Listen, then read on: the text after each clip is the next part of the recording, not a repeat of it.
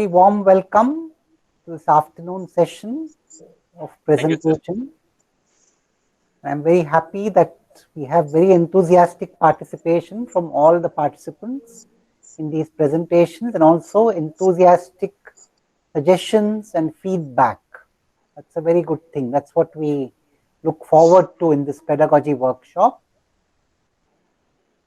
Now, we have completed the third module, so to speak. The module where we have introduced digital signal processing by beginning with the principles of sampling and reconstruction and by uniting the continuous and discrete domains of representation and processing, and then introducing the fundamental principles of digital signal processing. Now we are moving on to the next part of the signals and systems course, where we look at more general signals and system situations where the Fourier transform may or may not be applicable. That means we are now generalizing the Fourier transform, both for continuous independent variable systems and signals and also for discrete independent variables and discrete independent variable signals and systems. And here we shall be dealing with the two generalized transforms, the Laplace transform and the Z transform. Towards this objective, I now welcome group 7 to make its presentation. I think Harish Bhatt is going to make a presentation. Am I right? Yes, sir. Yes, sir. I'm ready, sir. Yes, so very good. So a very warm welcome to Harish Bhatt, and we now invite him to make his presentation. So actually, I want to add one thing to what you have told Yes. for enthusiasm. 1% of your enthusiasm, sir. Oh, thank you. How nice of you. I think you know, it's mutual. Once, because of all of your enthusiasm, I also feel enthusiastic. Yes, sir. Thank you, sir. So I will Very start, good. sir, now. Good afternoon, sir, and all the co-participants of this SS workshop 2, part 2. So I'm going to present lecture 17, that is first lecture of module 3. My group is group 7. Co-colleagues are Mansi madam and Gaurav Semal sir. I think Gaurav Semal sir is not available. One more madam sir, she told she is not participating. So actually we have two now, Mansi madam and myself. So title of the topic is Introduction to Z Transform. So let us start with the contents first. So these are the contents or topics I'm going to discuss in this presentation. So let us first I'm going to give introduction to Z transform, where I'm going to explain what is the need of Z transform when we already have Fourier transform, which is very easy also to find out. So let us start. First, I'm going to explain what is the need of generalized transform. So in generalized transform, there are two types. One is Z transform and one is Laplace transform. So my part is Z transform, which is mainly for discrete independent variable systems. So then we will see some example Z transforms of some of the sequences. Then also we'll see what is the significance of region of convergence or ROC. So these are the subtopics I'm going to cover in this lecture 17. So let us start with the need of generalized transform first. So as we know, Fourier transforms are only applicable for bounded sequences, or we can also say absolutely integrable impulse response systems with absolute integrable impulse response. So if suppose these conditions are not met, we cannot transform to Fourier domain. So where we lose all the advantages of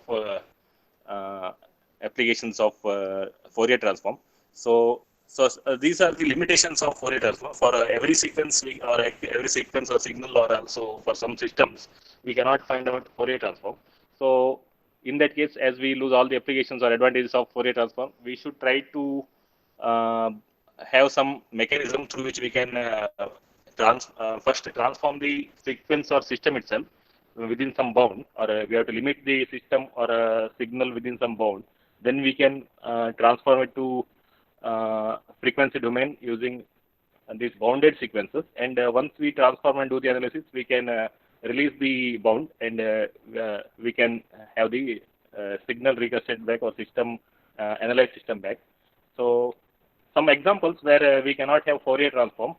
For continuous time system, we have the first equation given here, which is the impulse response given by e to the power t ut, whereas t is greater than 0 here. So this sequence or system is applicable only for t greater than 0. For t less than 0, it is 0. So for t greater than 0, as e raised to t goes on increasing, it becomes unbounded for a higher t. So for this kind of system, Fourier transform we cannot find out. So also in case of discrete time systems, we have second equation given by h of n equal to 2 to the power n u of n. Again, n should be greater than 0. N less than 0, it is 0. So as n increases, goes on increasing, 2 to the power n also grows out of bound. So for these kind of impulse response systems, we cannot transform to Fourier domain. So in this case, we need some generalized transform. For these cases also, we can find out some kind of transform. So these are the two examples of continuous and discrete time sequences where Fourier transform does not exist. So also some of the properties of Fourier transform like convolution, shift invariance, differentiation, modulation. So these can be nicely used if we have some generalized transform. Also, so these are the need of the transform where, or I can say these are the cases where we need generalized transform, mainly for properties as well as unbounded systems. So when we want to analyze, we can have transform and we can do the analysis. So how we can bound the system is one of the important thing here then. So as I told, first we have to bound the system within some bound using some kind of multiplication or some modification. So in first case, the equation 1 where I told h of t equal to e to the power e to the power t ut. So if I can multiply this impulse response by some e to the power minus sigma t, where sigma is greater than 1. So, or I am going to multiply by a signal e to the power minus sigma t, which decays faster than the growth of e to the power t ut. So I can ensure that the system is or impulse response is bounded. So in that case, I can find out the transform, and I can do the analysis in frequency domain. So with the using all the advantages of Fourier transform, or I can say transform domain. So this is the one example where I can bound the system. So if I bound this system mainly for continuous time system, it is the transform I am going to obtain is known as Laplace transform. If I bound the system for discrete time system, the transform is known as Z transform. So these are the introduction part of the Z transform. Now let us see some examples, or first let us see expression for Z transform. Yeah, so as I told, Z transform is applicable for discrete time sequences. So let us take one system with impulse response, mainly discrete time system with impulse response h of n equal to 2 to the power u of n. So as I told, giving an example, equation 2. So that equation I'm going to take as the impulse response of the system. So given by 2 to the power n u of n, where u of n is, as we know, is applicable only for n greater than or equal to 0, or 1 for n greater than or equal to 0, 0 for n less than 0. So hence the impulse response or equation is given by h of n equal to 2 to the power n for n greater than or equal to 0. So this is the equation. So as we know, as n increases, this impulse response goes on reaching out of bound. So as n increases, so simple Laplace transform is not applicable here. So as I told, we have to modify this impulse response with some bound. So what I will do is I will multiply this impulse response by a factor r to the power minus n. So then I will find out the transform.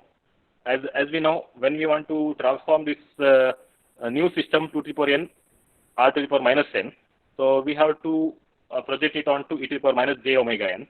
So hence the new transform becomes summation n equal to 0 to infinity, which is there next slide. So as I told, firstly I will modify this impulse response 2 to the power n u of n by a new factor r to the power minus n. So as is shown in this equation 3 here on the left hand side, x of n is the impulse response I can say, or the input sequence I can say, is multiplied by r to the power minus n. So this new sequence x to the power x of n r to the power minus n is transformed now using this projecting onto frequency axis, that is multiplied by e to the power minus j omega n. So if I simplify this and take common power n, so as shown in the right hand side of the equation 3 here, it becomes 2 r to the power minus 1 because x of n is 2 to the power n. So 2 r to the power minus 1 e to the power minus j omega whole to the power n. So this is a geometric progression sequence. So where we can easily find out the summation as 1 by 1 minus 2 r to the power minus 1 e to the power minus j omega. Yeah, so that becomes the sum. So this I can say is bounded. This transform becomes bounded only for mod r greater than 2, because in mod r greater than 2, this factor r to the power minus n decays faster than the input sequence 2 to the power n. So hence we can find out transform only when mod r is greater than 2. So this mod r greater than 2, yeah, so is actually known as a region of convergence. Before that, let us substitute r e to the power j omega s z here. X of n into r e to the power j omega is replaced by z. So the summation on the left hand side of equation 3 becomes x of n z to the power minus n, summation n equals 0 to infinity. So this actually sum is known as z transform. So z transform is given by input sequence projected onto z axis or complex axis, coordinates of the complex axis, which is z here, with real and imaginary parts. So that becomes the z transform. As it is for a discrete sequence, the z transform is applicable only for discrete time sequences. So equation 4 gives the z transform of the input sequence x of n. So as I told, z transform is not applicable everywhere or entire z domain. So for z with parts, some parts of z only it is applicable, so which is known as region of convergence. So if you see this equation 3 right hand side, as x of n is 2 to the power n, so this mod r, which is also mod z here, if it is greater than 2, then only this sum converges or finds the bound. So we can say the transform is applicable only for mod z greater than 2 here, because n is for positive values. So obviously mod z should be greater than 2, then only the sum converges. So I can say the z transform is applicable only for some part of the region of the complex plane z. So that value for z is given by greater than 2 here, and as mod z equal to 2 is a circle, so the region of convergence for this system is outside the mod z equal to 2 circle, or mod z greater than 2, less than minus 2 or greater than plus 2. So this is the region of convergence. So this is the example of a system where Laplace transform does not exist, Fourier transform does not exist, whereas we can still transform using the Z transform only for limited portion of the complex plane. So this is one example. So last part of my presentation is what is the significance of region of convergence. So as we know, any transform should be unique. So if it is common for some 2 or 3 input sequences, then it is not unique. So then it is very difficult to reconstruct. So there is an example here where it is shown in the example of a new sequence here, just like previous sequence. The sequence is given by x of n equal to minus 2 to the power n, but sequence is applicable only for n less than or equal to 1. Earlier sequence was n greater than or equal to 0. This sequence minus 2 to the power n, but n is less than or equal to 1 here. Entire negative axis as well as some part of positive axis from 0 to 1, and 0 elsewhere. For n greater than 1, it is 0. So if we simplify this and find out the Z transform, we will get the same expression what we got for earlier 2 to the power n u of n case. So the problem here is same Z transform. So same Z transform is very difficult, or very difficult to when Z transform is same for 2 or 3 sequences. While reconstruction will face difficulties, or system will get confused. So the way we can segregate these two cases is with the help of region of convergence. So if you see, the region of convergence for this case is mod z less than 2 here. because n is including of negative values. So if mod z is less than 2, then we can ensure that the z transform converges. So as region of convergence is different here for the same z transform. So here we can conclude that not only getting the expression for z transform, but region of convergence is also very important. So that's the conclusion here. So when we transform to z domain, along with the expression of z transform, we should also always specify region of convergence. So that concludes my presentation, introduction to z transform. Thank you, sir. Thank you, all colleagues. Thank you very much, Professor Harish Bhatt. So, a very nicely introduced transform. Professor Harish Bhatt has very nicely introduced the general transform for discrete sequences and signals.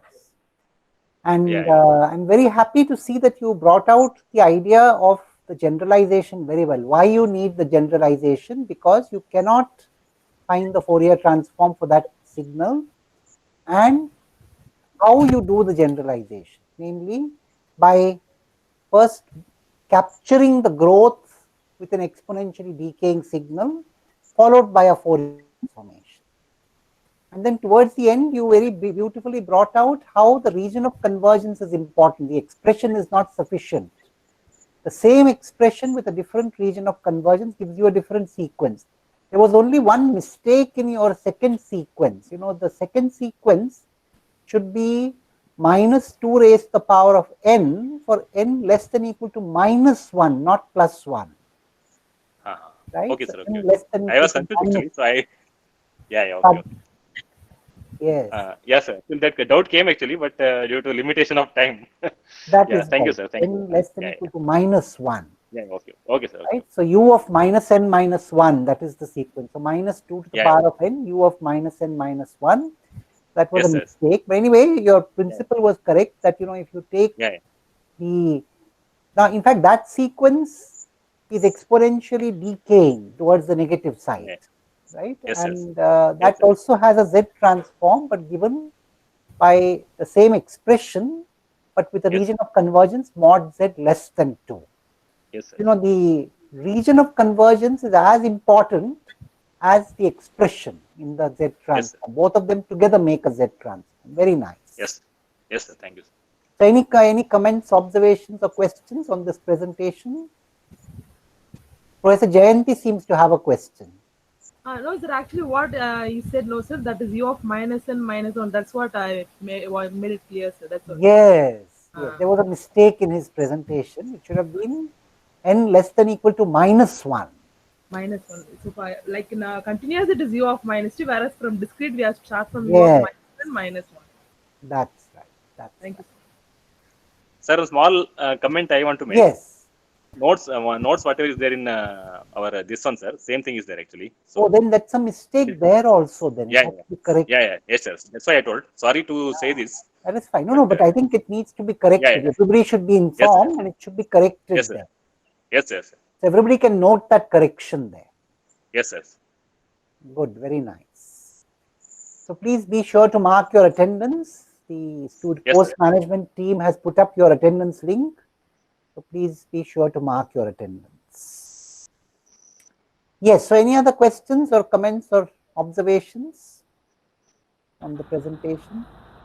Sir, yes. In the Z transform, yes. The poles are not supposed to be complex because we cannot implement it. Isn't it, sir? No, not necessarily. You mean the poles, you're saying? Yes, the denominator roots should not be. So okay. No, they can. See, I mean, you can have complex coefficients in principle. The only thing is that means the sequence would, it depends on whether you have the complex conjugate term also present then. So, but you know, the poles can be complex and the terms can be complex. There is nothing that stops because the sequence but it has to be complex. Yes, but it has to be in complex conjugate pairs, no, sir? Yes, if you want a real sequence ultimately, they must be in complex conjugate pairs. Yes. But will it matter in digital because we are programming it? Well, see, if it is not in complex conjugate pairs, then you will get a complex sequence. The sequence itself will turn out to be complex. So that is not untenable, but then it would not be a real sequence. Okay, sir. Thank you. I have one more question, sir. Yes. So people say that non-linear IIR filter doesn't exist. Why so, sir? Can you comment about it? Are you saying a nonlinear phase or a nonlinear? See, if a filter, you say nonlinear filter, it has a different meaning altogether. Non-linear IIR. See, when you talk about nonlinear systems, the impulse response anyway is meaningless. Okay. Right. So if the system is not linear in shift invariant, then the question of the impulse response doesn't come. I mean, you can find an impulse response, but it has nothing to. It doesn't say anything about the system, right? So when you say non-linear IIR, what do you mean? Are you talking about the phase response being non-linear? Yes, sir. So then your statement is not, the statement is that IIR filters which are causal cannot have linear phase. Okay. IIR filters which are causal cannot have linear phase. I think that will take us away from this discussion. So let us. Sorry, sir. I'm sorry. That's okay. Now, the question here is Z transform. Professor Ananthi is asking Z transform significance when compared with DTFT. Well, the Z transform is a generalization over the DTFT. The DTFT you may not have a DTFT for you won't have a DTFT for a sequence like 2 to the power of n un. So there you have to take the Z transform. You cannot take the DTFT. The DTFT is not applicable to some sequence, and then the Z transform can come to your aid. Any other questions or comments before we go on? All right, if there are none, we now invite group 8 to make the next presentation on lecture 18. As lecture 18, our group 8. So we the members, Nandita ma'am, Jayanti, Amresh sir. So I've gone through the lecture 18, defining the Laplace transform and Z transform. So the relations. So far we have discussed the Fourier transform. So it's a continuous time Fourier transform, x of t. If it is transformed, it gives x of j home. Laplace transform, this is also a continuous time Fourier transform. If the input is x of t, if we take Laplace transform, it gives x of s and also region of convergence. Similarly, the Z transform, which comes under discrete time, so that it is represented as a sequence x of n. So which transform gives x of s. Here, the transform, we have region of convergence. So Laplace transform. So in this lecture, we are going to see the Laplace transform and the transform defining. So first, Laplace transform. We are going to consider the input x of t is equal to e power t, u of t, which is the exponential growing signal. Basically, this is the unstable signal. So to converge it, we are going to multiply it with a decaying exponential signal, which is nothing but e power minus sigma t, where sigma is the real. So we are going to multiply with the decaying exponential signal, which is nothing but sigma is the real part. So if you take the Fourier transform of this x of t into e power minus j home t, so this is the expression integral minus infinity to plus infinity x of t e power minus sigma t into e power minus j home t dt. Here e power minus j home t is the Fourier transform formula, and this is the input signal, that is x of t e power minus sigma t. We are going to multiply with that, so that the common terms are e power t, e power minus sigma t can be taken as e power 1 minus sigma t. So the input signal e power t, u of t converts to 0 to infinity. So the minus infinity to plus infinity, next step is 0 to infinity is nothing but e power t u of t. So I am substitute e power t over here, so that the limit changes from 0 to infinity, e power minus sigma t, e power minus j home t dt. So 0 to infinity, I am taking this t part, e power 1 minus sigma t into e power minus j home t, which means that this determines the convergence or not, whether it will be converged or not based on this real part only. So the imaginary part only contributes the phase. So there is no magnitude in that. So this does not doesn't determine the convergence. Only this part will determine the convergence. So we have to make this signal be a decaying exponential signal to determine the that is our transforms. To determine the transforms, you have to make this sigma should be decaying exponential. That is, which means that 1 minus sigma less than 0, which means that sigma greater than 0. So the negative power, as the t as previously I told, it is 0 to infinity. So e power minus j 1 minus sigma t negative power of t. So this is the formula. So finally, integral minus infinity to plus infinity x of t e power s t dt. This is the Laplace transform formula where s is nothing but real part and imaginary part. Combination of real part and imaginary part is nothing but your s. So sigma is the real part, home is the imaginary part. As I've said previously, this real part determines the convergence or not. So this is the Laplace transform formula. So we are going to consider two signals. First one is x of t is equal to e power t u of t, which is nothing but exponential growing signal. So the Laplace transform for this is x of s is equal to 1 by s minus 1. So here this is the basic Laplace transform formula. So x of t, as if I told x of t e power minus j of t. So e power t e power minus s t. I have taken a common 1 minus s, integrated. E power infinity is that is e power infinity does not exist. Similarly, upper limit minus lower limit gives you 1 minus s minus 1. Minus of 1 minus 1 minus is nothing but 1 by s minus 1. So here the ROC. So the ROC, the explain consists of real part and imaginary part. As you have seen, s is equal to sigma plus j home. So the so it consists of complex explain, which is the x-axis is the real part and y-axis is your imaginary part. Okay. So here the denominator is nothing but your poles. Numerator is your zeros. So the denominator is nothing but the real part of s is greater than 1 because of e power t u of t. U of t is nothing but greater, that is greater signal. It is a step function which is greater than 0 to infinity. So therefore, we are going to plot the poles. This is the 1, s minus 1. So s equal to 1, this is the pole. So in which I am representing the region of convergence greater than 1 because of this e power t u of t.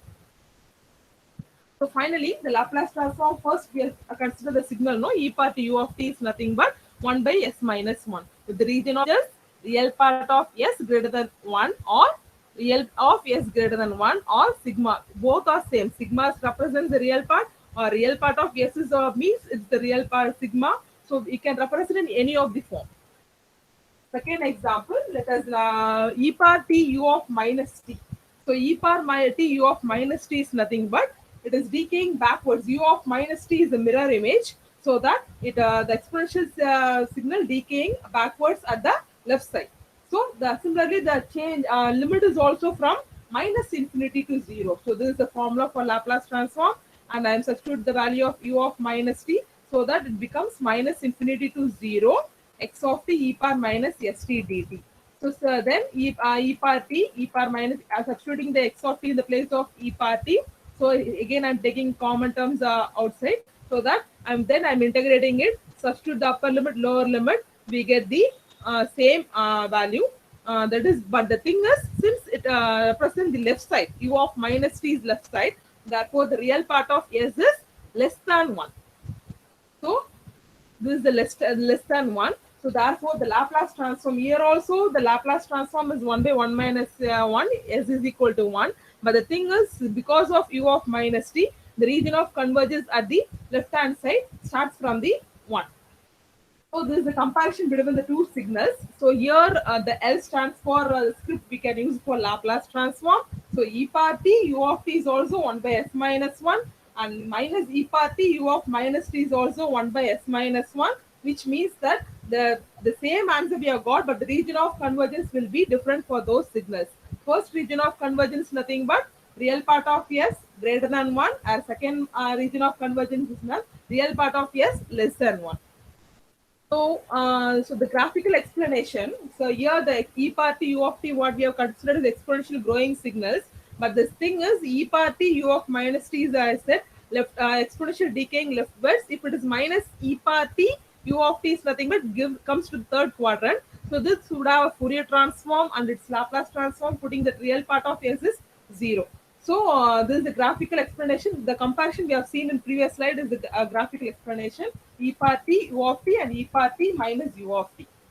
Next one is Z transform. So Z transform is nothing but this is a discrete time analysis. So x of z is equal to summation n is equal to minus infinity to plus infinity x of n z power minus 1. So for example, if you are taking the 3 power and u of n, the formula u of n is 0 to infinity. Again, x power binomial expression is 0 to infinity. X power n is 1 by 1 minus x. From this, we have got this Z transform x of z is equal to z by z minus 3.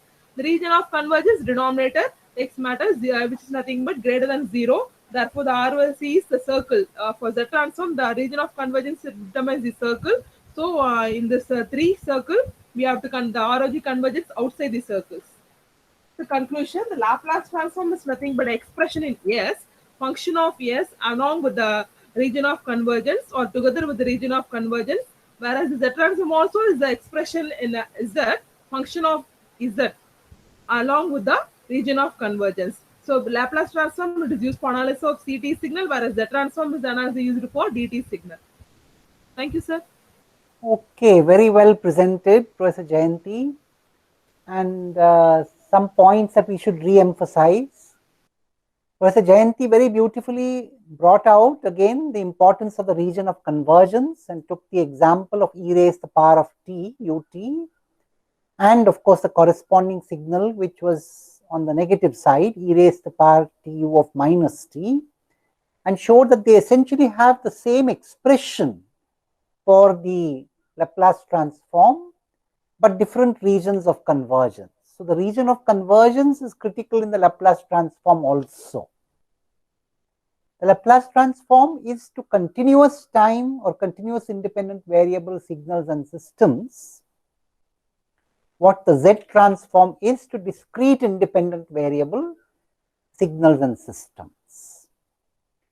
Moreover, towards the end, Professor Jayanti also brought out how one of the two signals, e raised to the power t u of minus t, has a Fourier transform because it's exponentially decaying.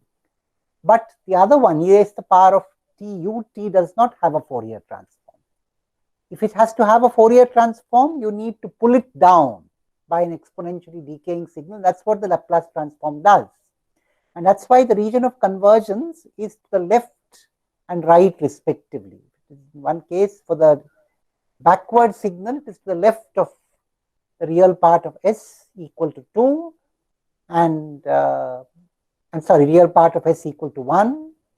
And for the right sided signal, which is exponentially growing, it is to the right of real part of S equal to 1. Now you notice that in the Laplace transform domain, in the complex variable for the Laplace transform, the region of convergence is demarcated by vertical lines, whereas the Z transform, the region of convergence is demarcated by circle centered at the origin. That's why it's useful to take the two transforms in parallel, because you can compare and contrast and bring out similarities and differences. Now, one comment I had was that, Professor Jayanti said in the beginning that there was an unstable signal in the form of e raised to the power of tut. Now, you see, stable or unstable is not a property of signals, it's a property of systems. So, for the signal, you don't say unstable, you could say not absolutely integrable. E raised to the power of tut is not integrable, it's not absolutely integrable. Yeah, unstable is not a correct description for signals. Very good. Any other comments or observations or questions? All right, so if there are no other comments, we once again congratulate Professor Jayanti on a very nice presentation. Thank you, sir. Okay, thank you. There are any comments, questions or observations? All right, if there are none, then we shall now proceed to the next. We will now proceed to the next cycle of presentations. So we will now go on to the fourth cycle of presentations. And we will now invite group 1 to make its presentation. Yes, sir. I'm Narayan Marathe here. Yes, hello. Hello, good afternoon, everybody. Very good afternoon. This is based on the lecture number 19 of examples of Laplace and Z transform. So at the outset, to ensure that there should not be any misunderstanding, which I think to some extent was there, to some extent my fault might have been there in the yesterday's lecture, I would like to clarify that this example I am taking, which will be taken at the end of the example, so that it is somewhat difficult, complex in nature, and it should be explained, it should be unfolded in a different manner. So the Laplace transform is normally said to be unidirectional, even though it is not so. Therefore, I have taken this specific signal xt is equal to, which is accidentally in continuation with the last lecture presented in the previous presentation, I have taken a signal which is e raised to minus at ut plus e raised to at u of minus t. Naturally, if a is positive, this is absolutely integrable signal, means on the right hand side of vertical axis, that is for positive t, also it will decay, and for negative t also it will decay if a is positive. If a is negative, it is exponentially growing signal, and if a is equal to 1, in that case, this is a signal which equals to xt equal to 1. It becomes, if a is equal to 0, this becomes xt equal to 1, except at t equal to 0, where it is equal to 2. So if we now go for Laplace transform, we simply go by the definition minus infinity to infinity integral. Then we divide into two parts. We separate the terms. Then as ut exists for t more than 0, it becomes more than or equal to 0. It becomes integration. First integration 0 to infinity e raised to bracket minus a minus st dt, plus next is minus infinity to 0 e raised to bracket a minus st dt.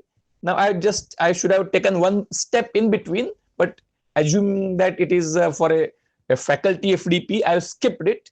So the Laplace transform first term would be 1 upon s plus a, where real part of s must be greater than minus a.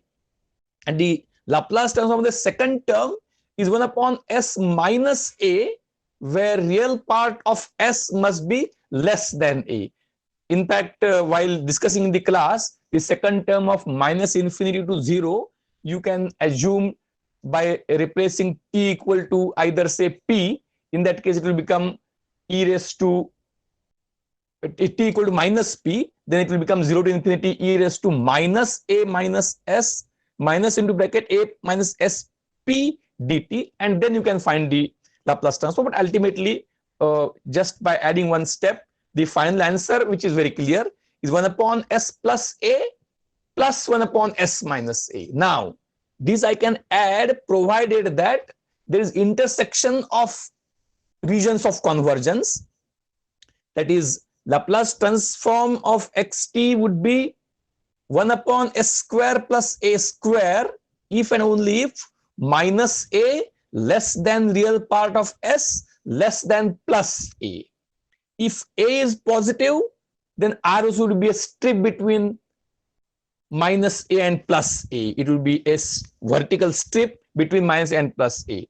But if a is negative, in that case, Laplace, the ROC doesn't exist, because that will demand some number which is less than minus. Let us say if a is equal to minus 2, then it will demand.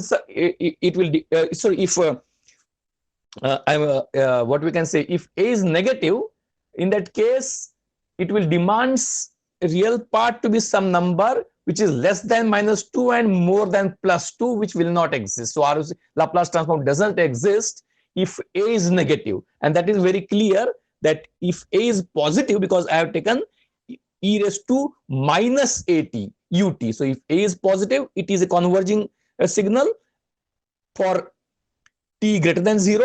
And the second part, for positive a, is also a converging signal for t less than 0. So it converges to both converge in the strip of minus a to a, and Laplace transform 1 upon s square plus a square if A is negative, it doesn't converge. Now I would like to have a comment, which I think it is based on my perception. I'm very much sure that Professor Gadre would, in his comments, would throw light on it. If A is positive and tending to 0, if A is positive and tending to 0, what we say is, strictly speaking, RC doesn't exist, so Laplace transform doesn't exist. But it is a scenario where we are leading to the Fourier transform of xt equal to 1, which is what we can say a delta function. In the what we can say in a limiting case, it is a delta function. This is for Laplace transform, and I'm having same thing again for Z transform, where again I have taken a similar example. Here I have in Laplace transform. In that case, xt, this xt, what would I have taken? This xt I can alternatively represent it as e raised to minus mod at. I can represent it as e raised to minus mod at, but with the exception of this at t equal to 0, because this signal becomes 2 if A is what we can say 0.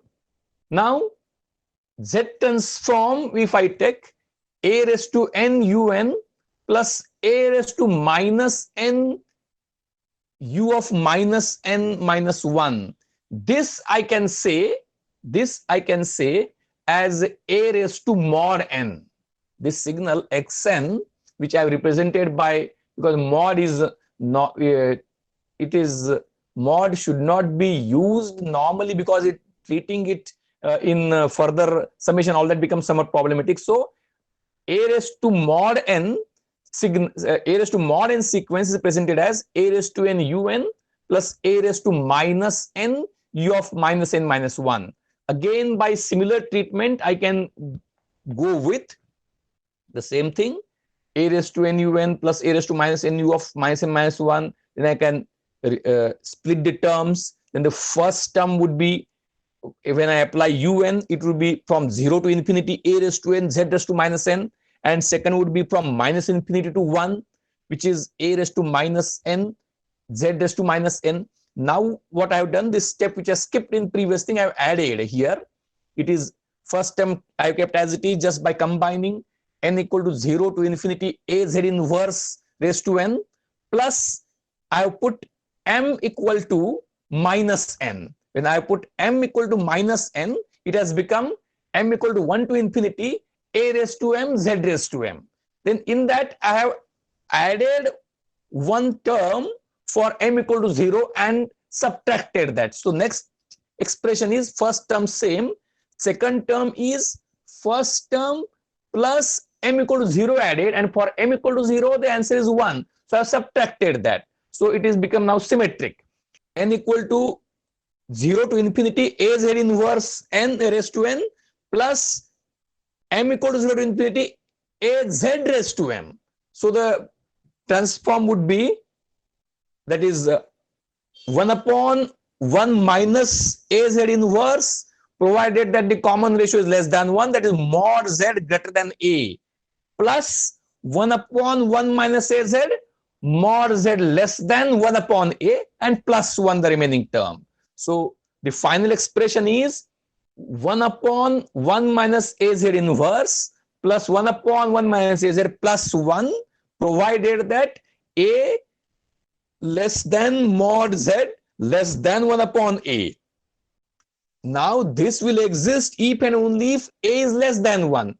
A is a positive number, and if it is less than 1, say if A is equal to half, then it is possible that half less than mod z less than 2. That means the circle from z equal to half to z equal to 2, encompassing unit circle, it will be a circular strip if A is less than 1. If A is more than 1, that is if A is equal to 3, then we can't have mod z such that mod z more than 3 and mod z less than 1/3 can't be simultaneously satisfied. So Z transform will not exist. However, if A tends to 1, in that case, as A is less than 1, it is a strip small strip, but as a tends to 1, it will narrow down to a unit circle, and in that case, if a tends to 1, in that case 1 raised to n un plus 1 raised to minus n u of minus n minus 1,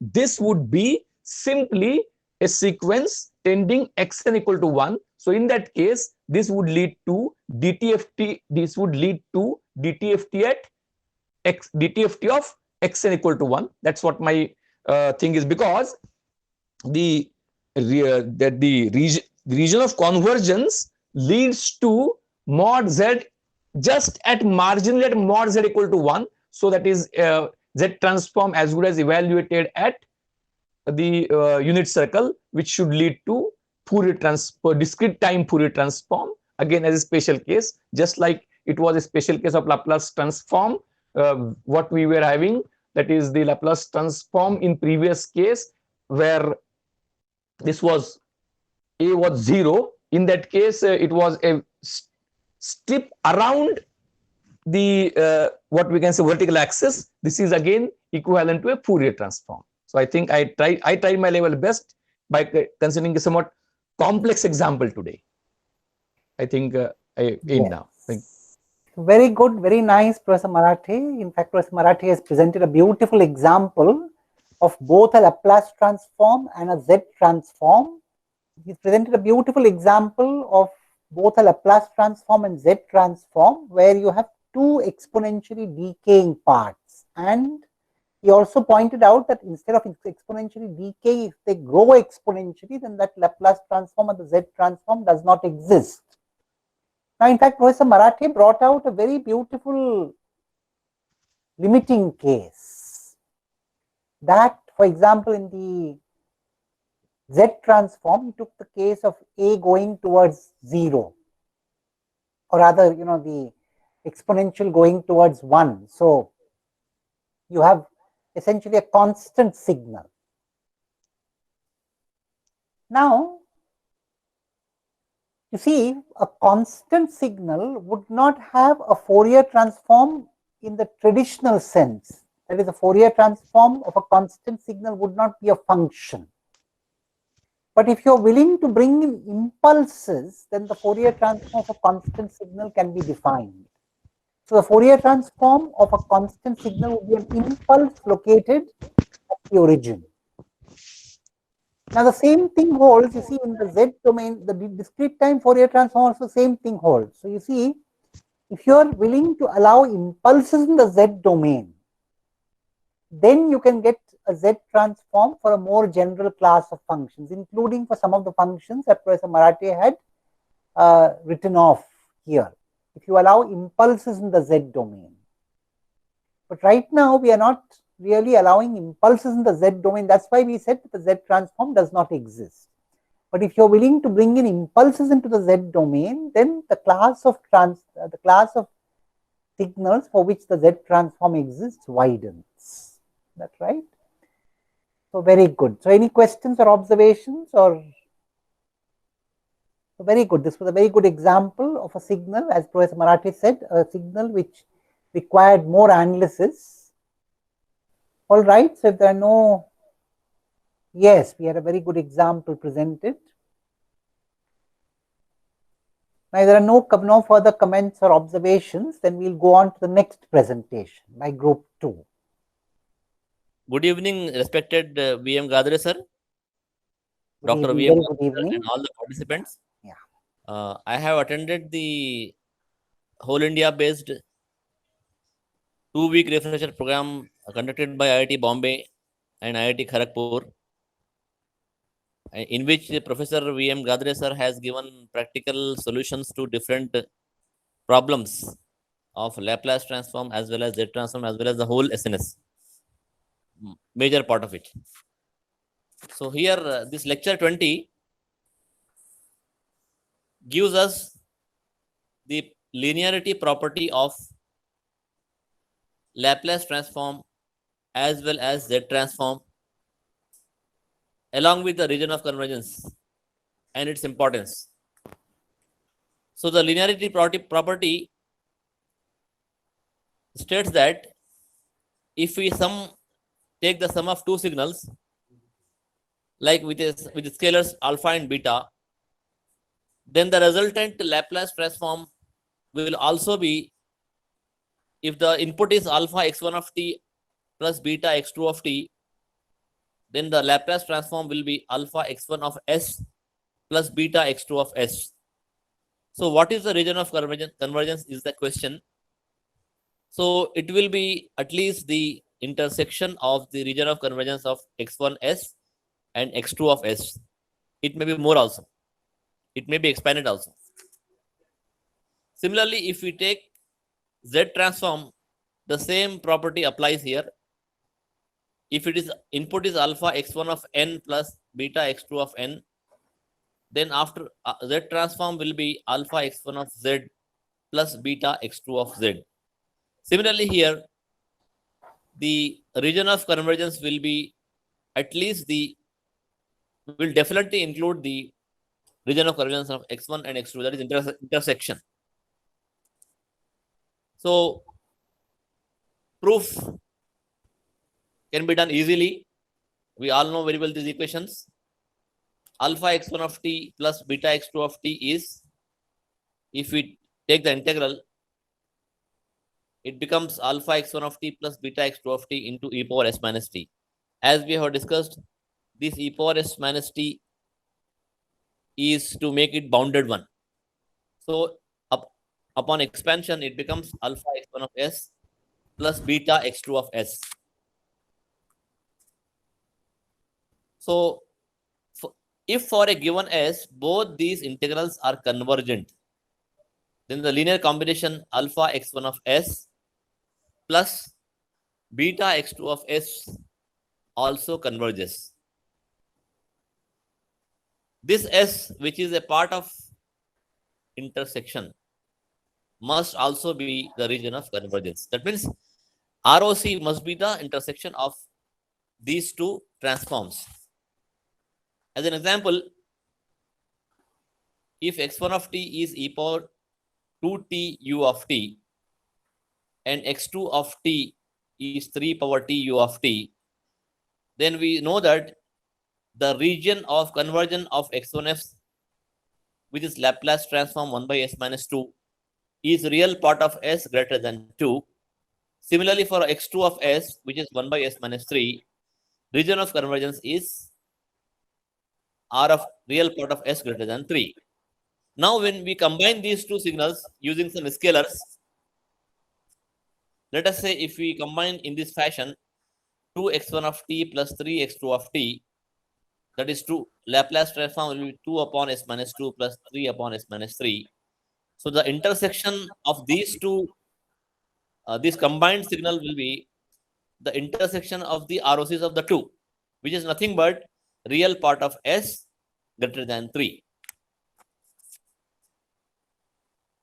But we take another example where x1 of t is x2 of t plus u of t plus e power 3t u of t, and region of x2 is e power 2t u of t minus e power 3t u of t. Then the combined signal will be, it will contain only e power 2t. So therefore, whereas the Laplace transforms of x1 of x2 and separately will have 1 by s minus 3, and the region of convergence will definitely be real part of s greater than 3. But the combined signal, if we take like x1 of t plus x2 of t, then the Laplace transform will not be having the term of 1 by s minus 3. So that's why it will be 2 upon s minus 2. So its region of convergence will be different than the original signals. So it has been expanded. Now, previously we had the region of convergence as real part of s greater than 3. Now it is real part of s greater than 2. That means the region of convergence got expanded because of this summation. Similarly, we can have a proof of this property for the Z transform also. Similar fashion as we have shown for Z transform. Here also, the ROC will be intersection of the ROCs of x1 of z and x2 of z. So the another property of this ROC important is, if the region of convergence is well defined, then we will be able to get a unique inverse Z transform. We will be able to get inverse unique Z transform. Thank you, sir. Thank you, everyone.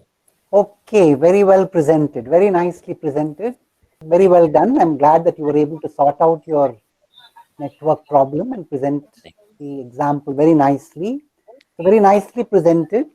And in fact, you can see beautifully how the linear combination property the linearity property has been illustrated very beautifully here in this presentation.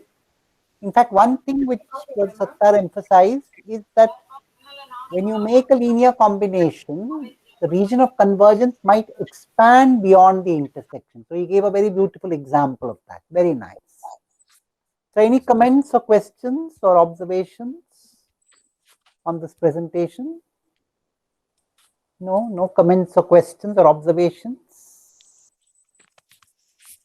Very good. So once again, we congratulate Professor Abdul for making a very nice presentation. And now we shall go on to group 3 to make its presentation. Good evening, sir. A very good evening to you. I am Ramar Kalanjiyam. Yes. I'm from group 3, and good evening to everyone here. So in this session, I'm going to handle some topics on lecture 21. So it includes ROC, convolution property, and about some ideas on system function. Sir, let me share my screen, sir. Yes. So on behalf of group 3, I'm going to handle the session on lecture 21. It includes ROC, convolution property, and system function, ideas on system function.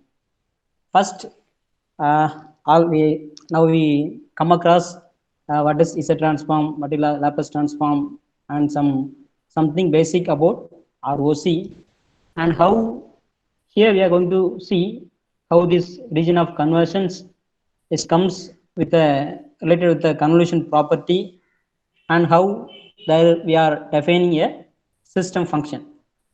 Okay, so first we all know when convolving two signals, what is the Laplace transform of those convolved signal? That we know that the convolution of two signal, for that if we are taking Laplace transform, the result is a multiplication of both the signals in Laplace domain. This we know. So when we are convolving two signal, which is multiplication form in the Laplace domain. So what about the ROC for the products? What about the ROC of the products? And we can say the product definitely converges in the intersection of both the ROC of the original signal. If we say Rx and RH, the ROC of the product is the intersection of both the convergence of the original signal. So ROC includes this intersection. This is one main point here. And now we are going to see how we are convolving two signals. So here is an example are given. One is x of t equal to 2 power 2t into u of t, and h of t is equal to e power 3t u of t. Already Mohammed sir shown some examples and how to find the Laplace transform that we know. So here convolution x convolve x h, it gives the formula. This is noted here, the formula. So through this, first we are finding the ROC or region for this signal as tau greater than 0, and for the second signal it is tau t minus tau is greater than equal to 0. So from these two we are come to the conclusion, this region, this is the null region for t less than 0. Okay. This is what the convolution of two signal, and then we are moving to, so after the convolution, we are getting this answer for this convolution of x of t and h of t. This is the result. So if you are taking Laplace transform for this convolution, we get a linear combination. It is a important property of the exponential signal. What is that? But we can say that convolving exponential signal with a distinct parameter comes to, we can get the linear combination. This is one important property of the exponential signal. Already Mohammed has shown the example how to find the Laplace transform. So I moving directly, y of s is equal to Laplace of e power 3t minus e power 2t into u of t. So as we all know, I come to directly to the solution. For this one, we get 1 by s minus 3. For the second one, we are getting s minus 2. So from this, we can say the ROC is greater than 3. And for the next one, the ROC is greater than 2. Right. So here we can get the intersection as 3. Right. So here this one is the highest intersection point. So we can say the intersection or ROC of the y of s is greater than 3. Okay. Then if we are combining this both the things, s minus 3 and s minus 2, what we will get? We will get s minus 3 and s minus 2. This is our y of s. Okay. And also from this we can say the Laplace transform of two convolved signal is the individual Laplace product of the individual Laplace transform of both the signals. Right. From this we can prove this. Okay. Y of s is equal to x of s dot h of s. This we can say from this result. So then that is y of s is equal to x of s into h of s. Right. So from this we can define system function. What is that? H of s is our system function by defining this way.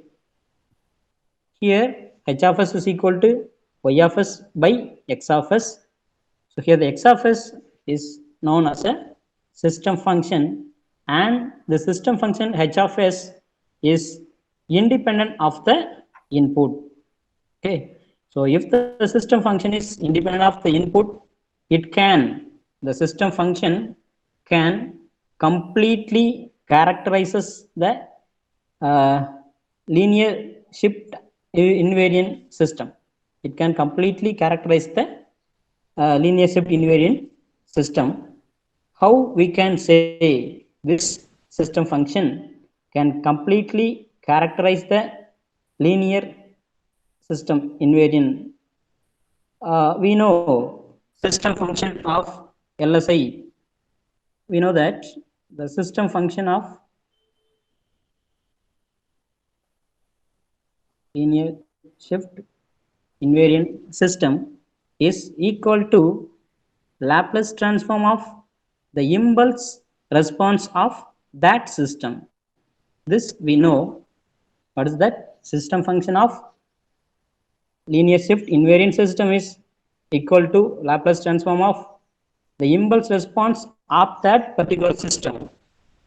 So before that visit, this system function can completely characterize this linear shift invariant system. So what is that? Here is the result. What is Laplace transform of h of t? it is generated as h of s. So this is for this one. Okay, so from this we can conclude that the system function can completely characterize the linear shift invariant system. Okay, then what's the next point? This h of s, the system function always associated with the ROC. Always the h of s is associated with the ROC. Okay, h of s is associated with the ROC. So what about the ROC of x of s and y of s? X of s and y of s. If the x of s and y of s have non-null intersection, that means already we have seen greater than 2 or greater than 3, there may be, if you are assuming the non-null intersection of these two is, we are taking 3, then this non-null intersection, it may have or will have some non-null intersection with the ROC of the system function. At least we have some non-null intersection points with these three. So from the video, sir asked one question, could it happen among the three if there is a non-null intersection? Is may there is a possibility to happen difference you know about any answer among all the three? There is maybe is there any chance to have non-null intersection? Friends, do you know any answer? Okay, you're asking your colleagues. Okay, so they can put their answer in the chat, or maybe they can say the answer. Okay, you can proceed. Okay, sir, I will proceed. Sir, as my point of view, I'm going to say there is a possibility to have the non-null intersection among 3. Is it right, sir? So could you give an example then? Okay, sir. If you are taking our x of s 1 by s minus 2 and h of s 1 by s minus 3. Okay, so here we can say RH is 3. Okay. And what about y of s and h of s? What is y of s? We know y of s is the product of 2, that is h of s and x of s. So if you are producting these two, what is the ROC? Already we said that the ROC of the product is the intersection of both the signal. So what is the intersection? So for x of s, we are having 2. For h of s, we are having 3. So what is the intersection? So 3. It is for Ry. So already we have Rx 2.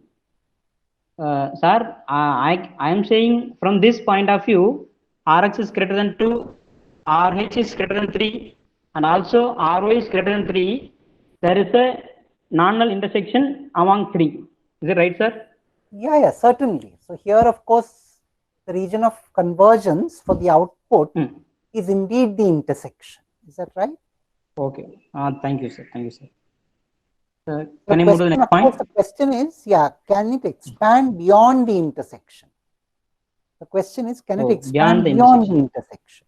At times. Oh, okay. And think about it later, no problem. Okay, sir. Okay. So I move on to the next, sir.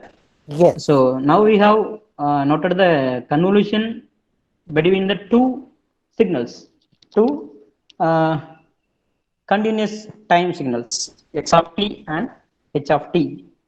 And for the next, we are going to convolve two sequences, that is x of n and h of n.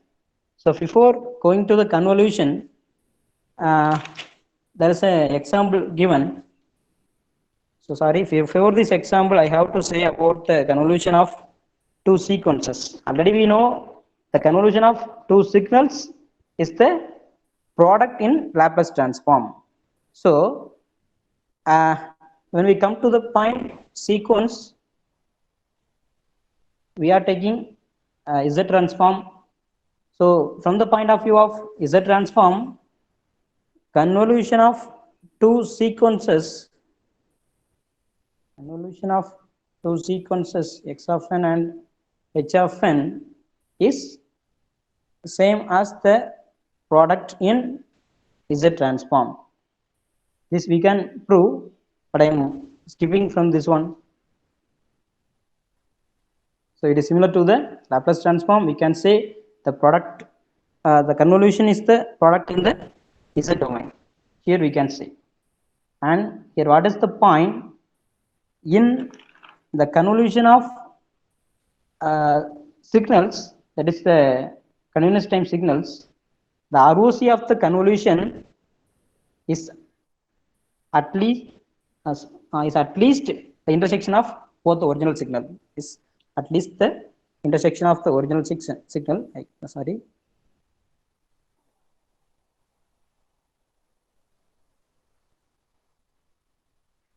ROC of y of t at least the intersection of Rx and RH, or it can be more in the point of view of the continuous time signal.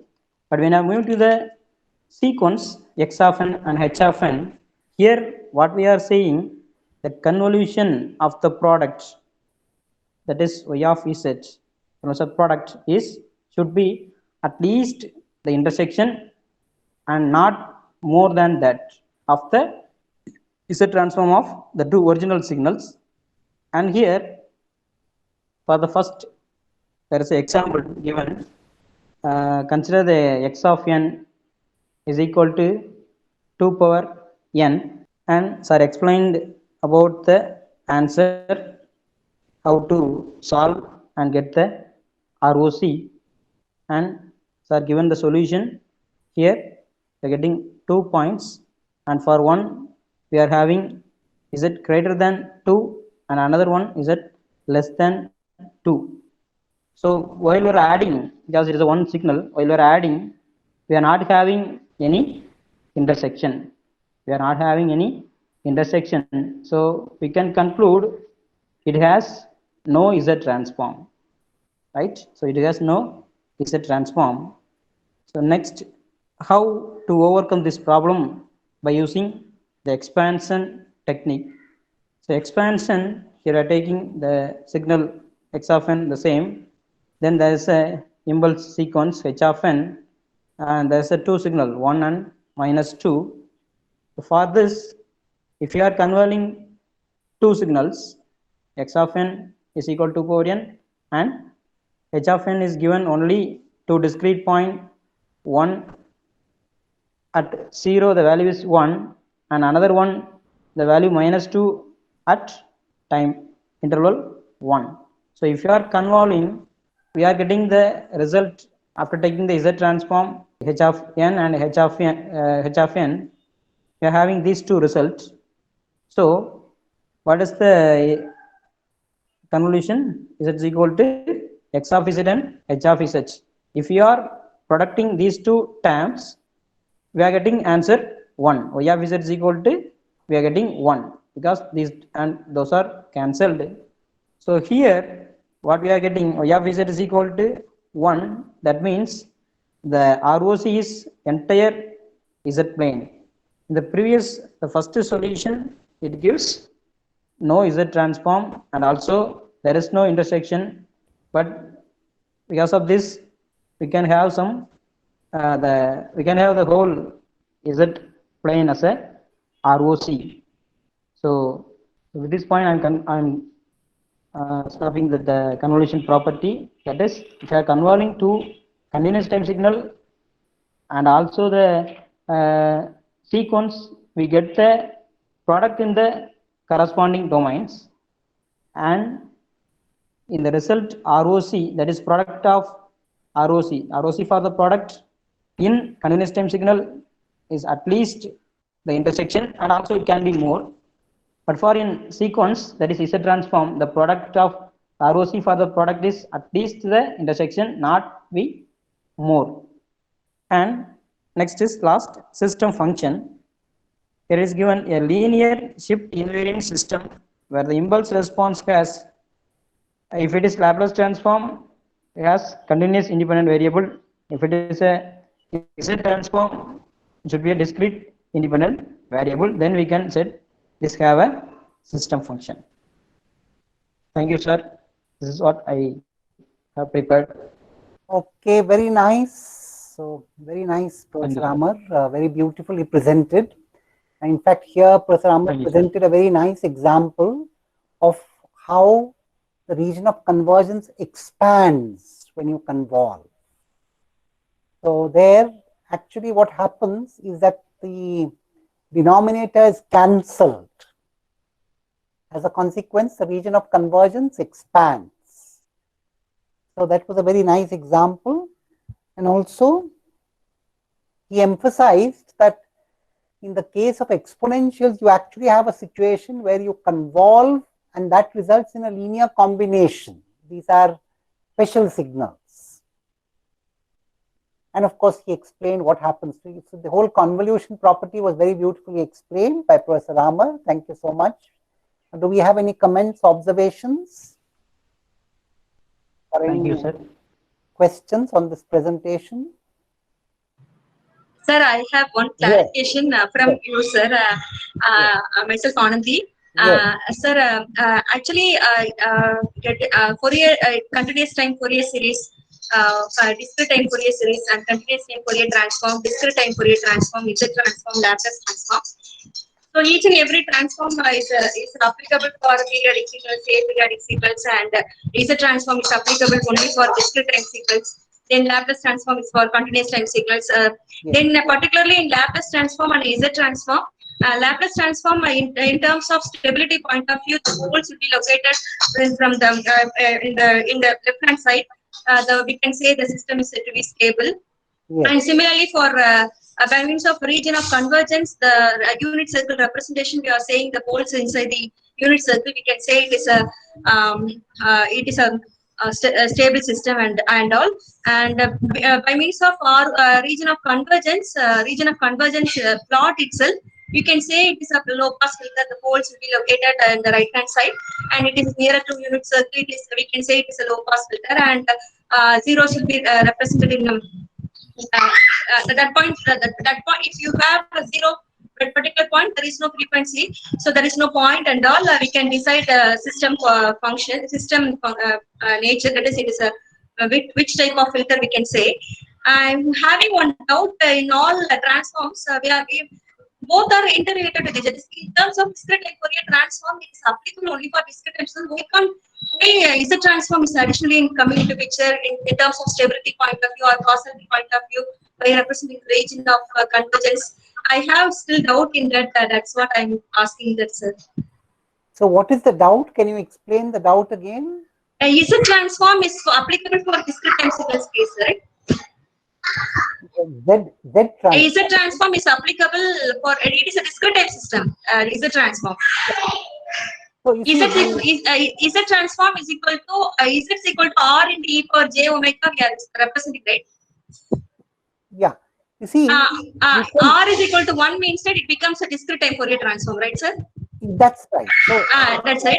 So yes, if you take the Z transform and if you replace R equal, that is, if you take mod Z equal to 1. Yes, sir. So, but then mod Z equal to 1 should be in the region of convergence. Yes, sir. Yes, sir. Definitely. Mod Z is equal, if the unit circle is in the region of convergence, then the Z transform becomes a discrete time Fourier transform. Yes, sir. Yes, sir. Yes, sir. And similarly, if the imaginary axis is a part of the region of convergence, yes, sir, then the Laplace transform on the imaginary axis becomes the Fourier transform. Okay. So the Fourier transform becomes a special case of the Laplace transform or the Z transform, depending on whether the imaginary axis in the case of the Laplace transform or the unit circle in the case of the Z transform is a part of the region of convergence or not. Yeah, it is a part of the region of convergence, then you can calculate the Fourier transform from the Laplace transform of the Z transform. Okay, okay. Thank you very much, sir. Yeah, I have done it. So from the Fourier transform itself, is a transform, and this will be coming into picture. Yeah, I mean, you see, the Fourier transform, in some sense, the special case of the Laplace transform or Z transform on a particular contour in the complex variable. Oh, thank you very much, sir. Thank you. Thank you. Now I can understand. Thank you, sir. Very good. Now there's a question from Professor Sattar. It is, can you please explain the physical significance of convolution? See, convolution essentially gives you a way of finding contributions of every part of the input. So when you have convolution in the context of linear shift invariant systems, what you're saying is you divide the input into small parts, and each part has a contribution to every point in time. Convolution finds that out for you. How does the input in a particular part of the time axis contribute to this particular point in time? And for every such point in time, convolution allows you to find out the contribution. You could think of that as a way of explaining the physical significance of convolution. Very good. Any other questions or comments or observations on this presentation? All right, so if there are no other questions, then we'll now move on to group 4 for its presentation. So we are from group 4, sir. And, very good. And yes. myself, PGS Velmurugan. On behalf of group 4, I'm going to present the topic on dealing with the Pauli X terms and partial fraction expansions. Very nice. So the impulse response of most of the natural engineering system is typically a linear combination of Pauli X terms. So what is meant by Pauli X term? It is nothing but a polynomial multiplied by an exponential function. So this we call it as a Pauli X terms. So for example, the polynomial Pauli X terms will be look like this: 2t cube plus 3 into t plus 5 into exponential of minus 4t u of t. This is for example I'm giving like this. So in general, the Pauli X term can be written as summation L is equal to 0 to capital M a suffix L t power L into exponential of minus alpha t u of t. So this is the general expression of Pauli X terms. So we can get this type of terms mostly in our mechanical system as well as in electrical systems. So now our objective is to how to find the Laplace transform for this type of Pauli X terms. This alpha can be a real or a complex one. So if it is real, then no problem. If it is complex, in order to have your impulse response to be real, this alpha must come with a complex pair. It should come with a complex pair in order to have our impulse response as real. So now we will try to find the Laplace transform for the Pauli X term. So before getting into this finding the Laplace transform for Pauli X term, first we try to find the understand the differentiation property of Laplace transform.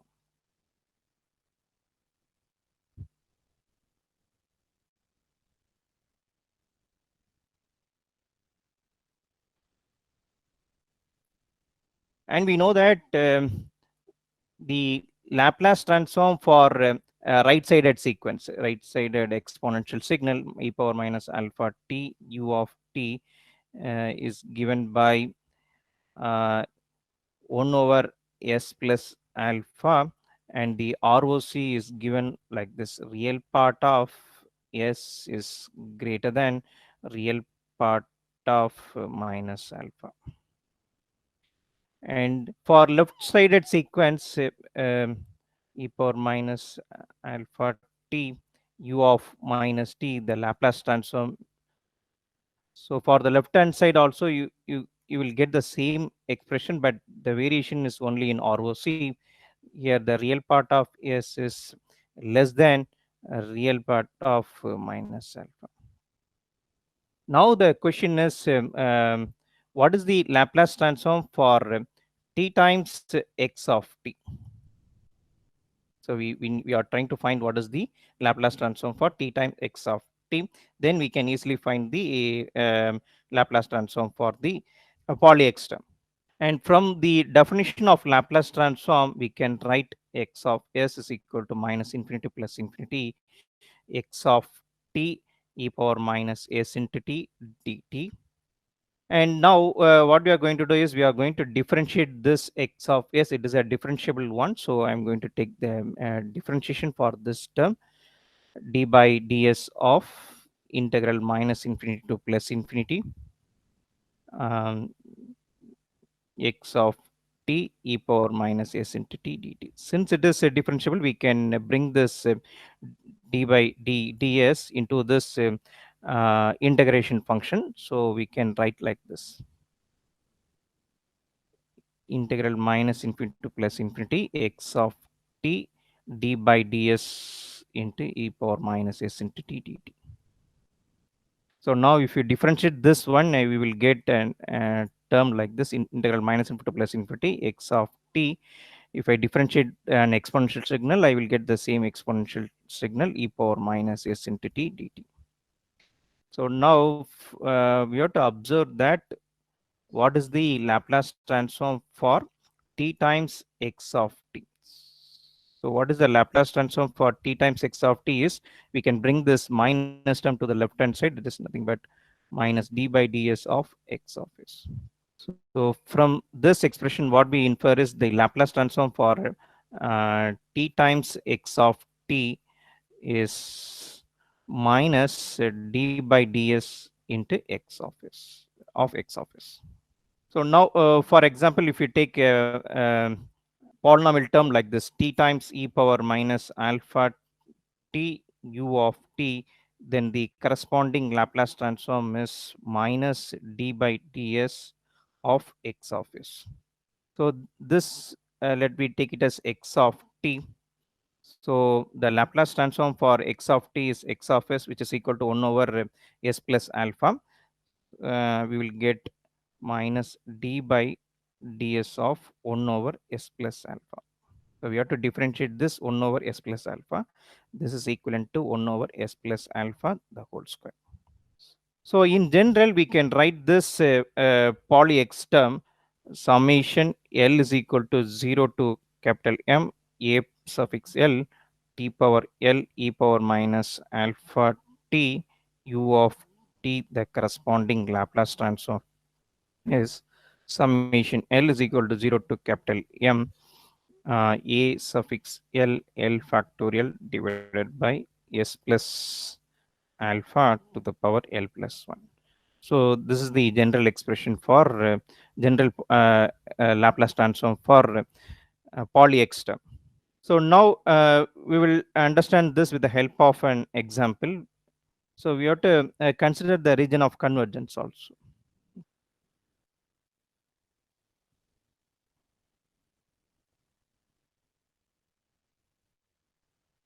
Since Laplace transform is applicable for all type of signals, we have to give the final answer with the region of convergence. So the input Pauli X term X signal should be either right-sided or left-sided.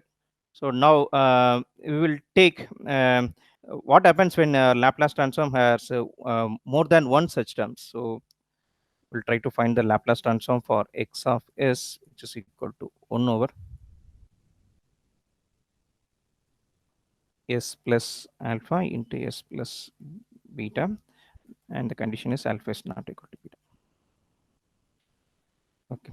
So so in order to find the inverse Laplace transform for this x of s, we have to do the partial fraction method.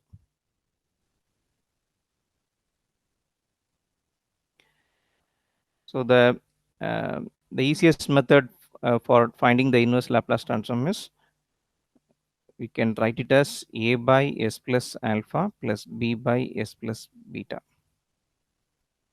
So now we can equate these two terms. So if I equate these two terms, I can write like this: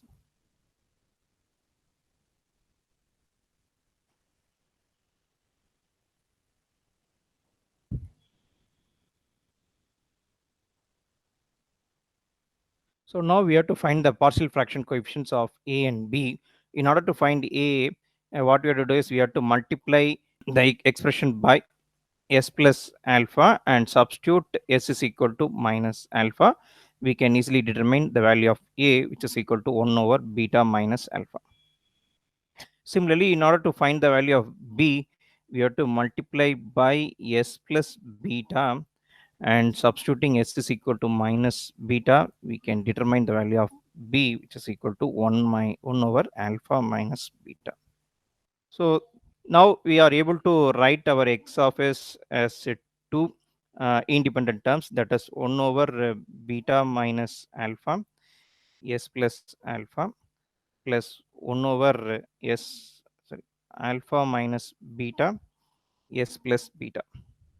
So now we have to take the inverse Laplace transform for this expressions. So when you consider this Laplace transform, we can get three distinct signals is associated with this Laplace transform. So this is based upon the region of convergence only. So the region of convergence for this problem, shall we take it as real part of S is less than real part of minus alpha. Another one is real part of minus alpha, and real part of S, which is less than, that is in between your alpha and beta, real part of minus beta. And the third case is real part of S is greater than real part of minus beta. So based upon this three types of ROC only, we can take the inverse Laplace transform. So this Laplace transform can have three different signals. So if you plot our S plane and we have considered the alpha is greater than beta, then we will get a point like this. We'll get a pole location at minus alpha as well as minus beta. So for the first case, real part of S is less than minus alpha, it is a left-sided signal. So it is a left-sided signal. So in such case, the inverse Laplace transform is x of t is equal to minus 1 over beta minus alpha e power minus alpha t u of minus t minus 1 over alpha minus beta e power minus beta t u of minus t.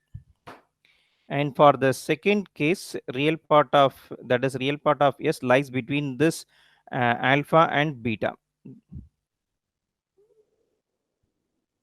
So in such case, the inverse Laplace transform will be x of t is equal to. So when you consider with respect to minus alpha, it is greater than this one. When you consider with the minus beta, the region of convergence is less than minus beta. So we can write like this: 1 over beta minus alpha e power minus alpha t u of t minus 1 over alpha minus beta e power minus beta t u of minus t. And for the third case, it is real part of S is greater than real part of minus beta. So real part of minus beta. This is the third region.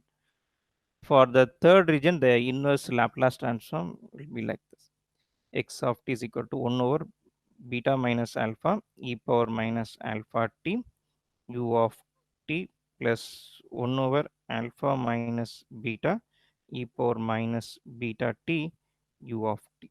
So that is both are right-sided sequences. That's all about, sir. Very good, very well explained. So Professor Velmurugan has very beautifully brought out how you can construct the poly X term and its Laplace transform, and he also explained the importance of the poly X term. In fact, when you have repeated factors like 1 by S plus alpha, then you get a poly X term. So, you know, you get, he has very beautifully explained that. And in fact, the same can be extended to the Z transform also. Yes. So any questions or observations or comments on this presentation? So yes, I think, it's been, Sattar says that he took a lot of labor. That is correct. Took a lot of pains to explain the details very well. Yes. Any other comments or observations, questions on this presentation? All right. If not, then we are nearing 6 o'clock now. So what would group 7 like to do? Would group 7 like to make a presentation today, or would it prefer to make a presentation tomorrow afternoon when we meet? Professor Manasi Patil is going to make a presentation. So does she prefer to do it today or tomorrow? Okay, she's not online. All right. And what about group 8? Would you like to make your presentation tomorrow then? Yes, sir. Nandita ma'am will do tomorrow, sir. Okay, fine. So one more query, sir. Yes, yes. Tomorrow, the session will discuss about the further week 7 and Yeah, 8. I'll just talk about the session. I'll just talk about the session now. So we'll have our last session tomorrow afternoon, and all right. So we'll have both the remaining presentations tomorrow then. Okay, sir. Tomorrow's session begins at 2 o'clock in the afternoon. So the morning has been left for you to carry out an assignment. Oh, okay, sir. Okay. All of you need to set a question paper for 20 marks. Objective? Not necessary, depends on whatever you like, but the questions to be clearly and crisply formulated. They could be descriptive questions, but by descriptive, I mean, they could be long type questions, but they must be clear, they must be problem oriented questions. They must be questions which have a clear, unambiguous answer. And moreover, the questions should be for a total of 20 marks. You can distribute as you like. You can have some objective type, you can have some long answer type. And you have to prepare the solutions also. So all of you should prepare the question paper and solutions group wise. So each group should prepare a question paper for 20 marks and the solutions and come and present them in the session tomorrow. Is that fine? And then solution have to be presented, sir? Yes. Question and then Yes, solution. yes. Okay. Question and the solution for It may 20 be marks. either MCQ or multiple choice question or anything else. Well, it's up to you, whatever you'd like to do.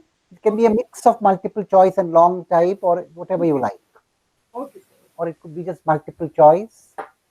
So we'll take some sample questions from different groups tomorrow. So in fact, tomorrow group 7 and group 8 will be making a presentation. So we'll first have the remaining presentations from group 7. Yes, Professor Nandita? Okay, tomorrow we will make the presentation and then we have to prepare the question paper also, sir? Yes. Okay. So tomorrow I will take sample questions from different groups to discuss and their solutions. And so particularly we begin with groups 1, 2, 3 and 4. So all of you need to first be presenting your questions and solutions. Is that fine, group 1? Group 2? Yes, sir. Yeah, so you'll be presenting some questions and solutions. Group 3? Yes, sir, definitely. Okay, and group 4? Yes, sir. Yes, sir. Okay.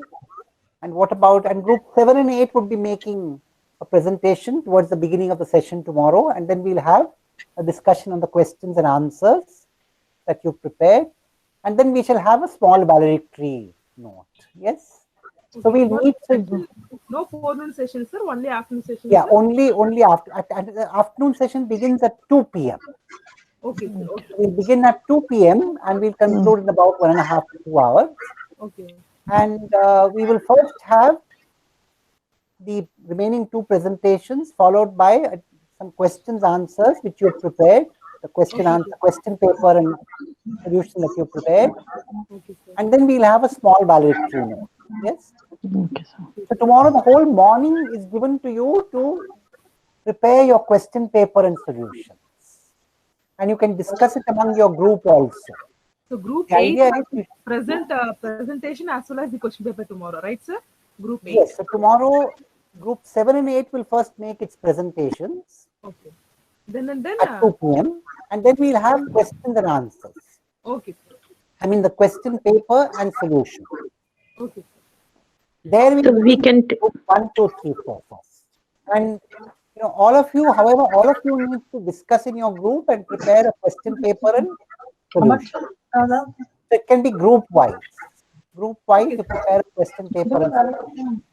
So we can take out question papers from entire contents, no? From lecture 1 to lecture 20, likewise. Yes, yes. From this course. Okay, sir. From this course. Yes, sir. So this is for this course, making a question paper will be a bit difficult. For the previous course, it was slightly easier than this one. Actually, this course you might find it easier because you have more variety in the concepts. Yes, that is also true. More variety. You have more variety in the concepts, so it may be easier for you to form questions and answers. So we will make 20 marks questions, sir? Yes, 20 marks question papers, which question papers. So the question paper can be in whatever format you like, but the question paper should be for 20 marks. You distribute it the way you like, and you bring the solutions also should be there. So we'll take some samples from each group. We'll take, like we did last time, we'll take some sample questions and solutions from each group. Yes, and of course you'll be uploading the solution, you'll be uploading your question paper in the course site also. Solution, the solution maybe the answer, or we need have to give justification for the answer, sir? No, you should justify the answers because you're going to keep this as an answer which the students can see. Oh, okay, okay. It's a model, so you have to justify your answers also. Okay, sir. Wherever required. Where it's obvious, you don't have to. If you write 2 + 3 = 5, you don't have to justify that at this stage. Yes. But if there is a complex idea, you should justify it. Any other questions before we conclude the session? So we'll meet at 2 p.m. tomorrow in the afternoon. The whole morning is given to you to prepare your question paper and solution. Okay, sir. Okay, sir. Thank you, sir. And we'll meet. So it's at 2 p.m., not at 4 p.m. in the afternoon. The class begins at 2 p.m. Okay, sir. Right? All right. So thank you so much. We'll close this session now. Yes, and we'll meet at 2 p.m. tomorrow for the last session.